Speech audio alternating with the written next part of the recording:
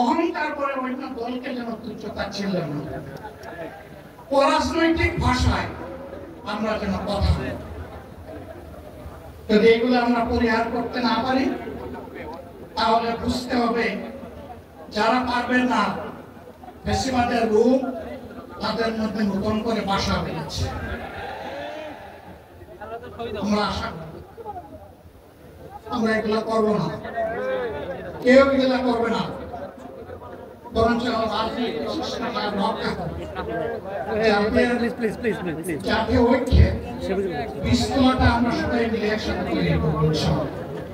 আপনারা যদি ভাই না করেন, সম্মানিত ভাইরা, আসলে নামাজ আসন্ন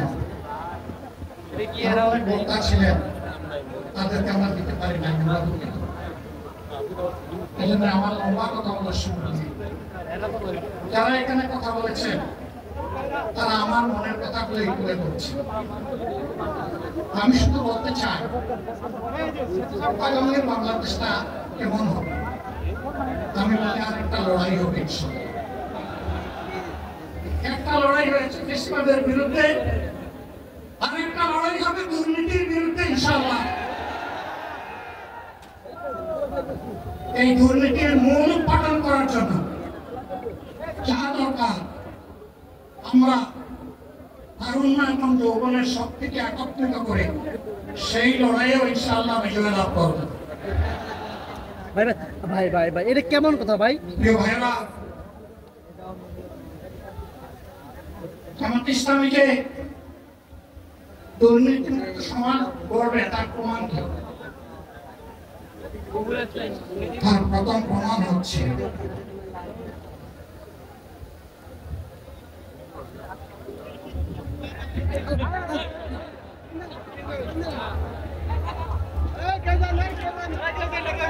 জায়গায় অবস্থান গ্রহণ করেন, সবাই তার নিজ নিজ জায়গায় অবস্থান গ্রহণ করেন।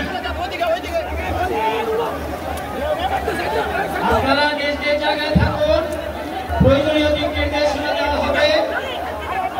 আপনাদের উৎপীড়িত হওয়ার কোনো কারণ নেই।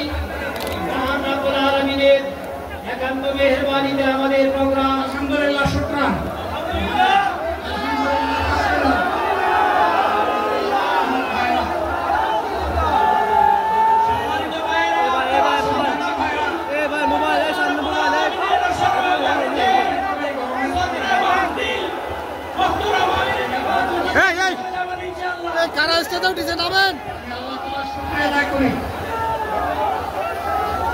আল্লাহ তাআলার শুকরিয়া আদায় করি আবার আপনাদের সামনে দাঁড়াতে পেরেছি। আমি বলেছিলাম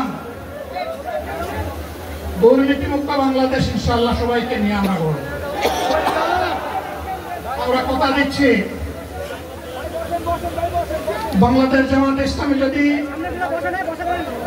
আল্লাহ তাআলার মেহেরবানি এবং সরকার জনগণের ভালোবাসা নিয়ে সরকার গঠন করে, তাহলে